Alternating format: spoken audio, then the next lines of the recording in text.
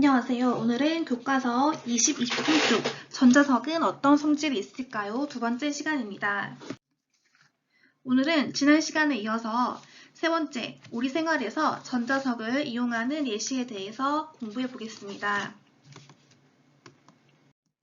우리 생활에서 전자석을 이용하고 있는 예시를 살펴보겠습니다.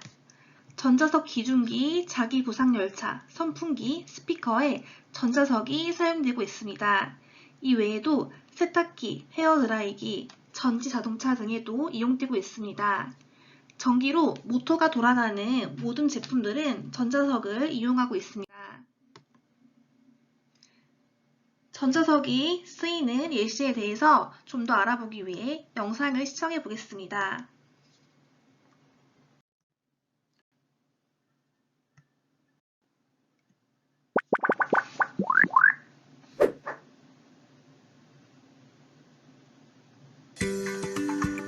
우리는 다양한 곳에 전자석을 이용하고 있습니다. 우리 생활에서 전자석을 이용하는 예를 찾아볼까요? 무거운 철 제품을 옮길 때 사용하는 전자석 기중기. 전자석 기중기는 전류가 흐를 때에만 자석의 성질이 나타나는 전자석을 이용하여 무거운 철 제품을 다른 장소에 옮길 때 사용하는 기구입니다. 철로 위를 떠서 빠르게 달리는 자기부상 열차. 이는 전류가 흐를 때 열차와 철로 사이에 서로 밀어내는 힘이 작용하여 열차가 철로 위에 뜰 수 있는 것이죠. 한편 더울 때 사용하는 선풍기도 전자석을 이용한 기구인데요. 선풍기 안에는 전자석의 성질을 이용한 전동기가 들어있어서 전동기가 회전하면서 시원한 바람을 일으키게 됩니다.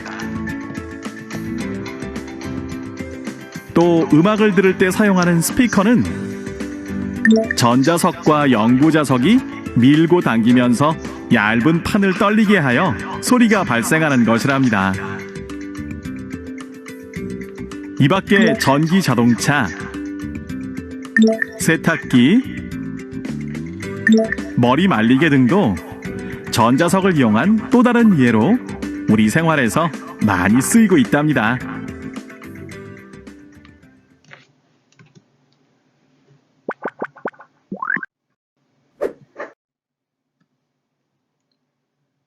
자기부상열차의 원리에 대해서 좀 더 알아보겠습니다.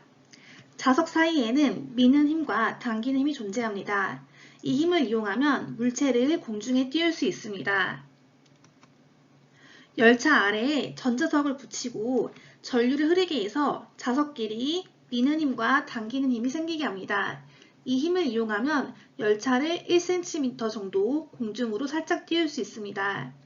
이렇게 1cm 정도 공중에 띄운 상태에서 열차를 운행시킵니다.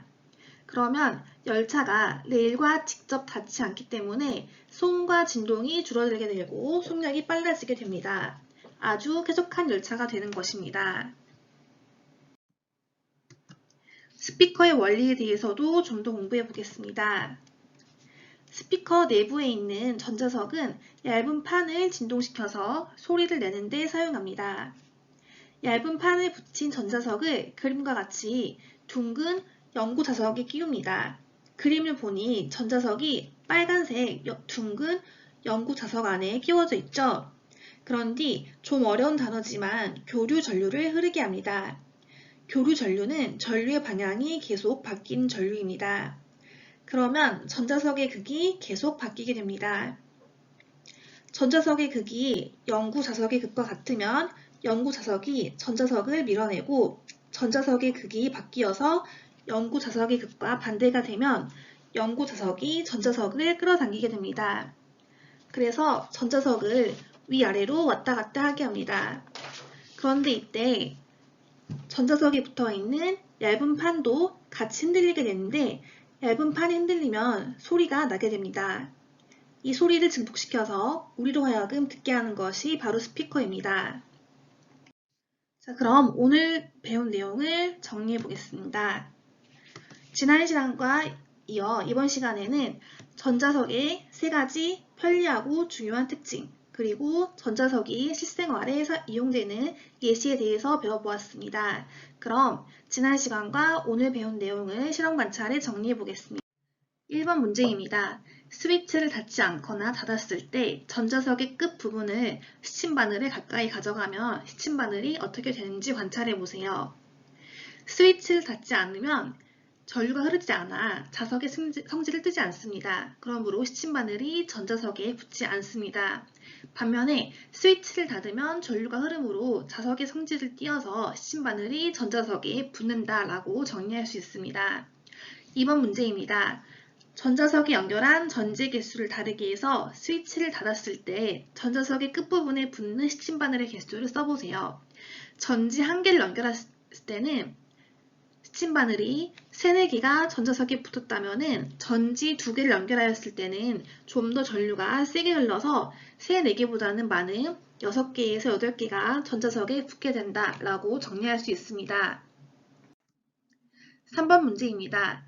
전자석의 양 끝에 나침반을 놓고 스위치를 닫았을 때 나침반 바늘이 가리키는 방향과 전자석의 극을 표시해 보세요.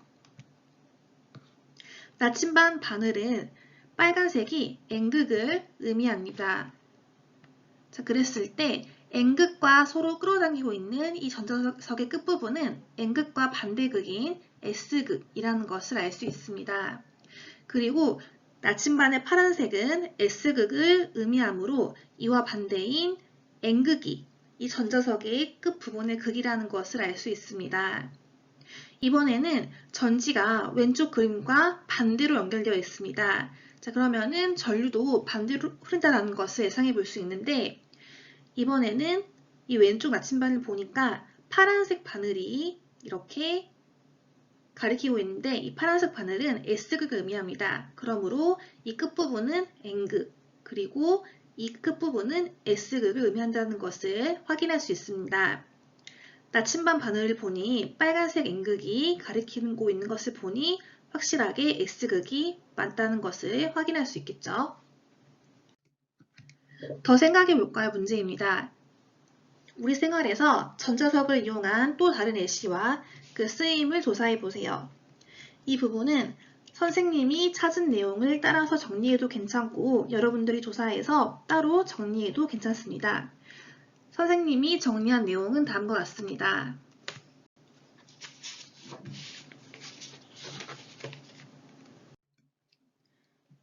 자, 오늘은 실험 관찰 9쪽을 풀고 사진을 찍어서 과학 과제방에 올려주세요. 모두 수고하셨습니다.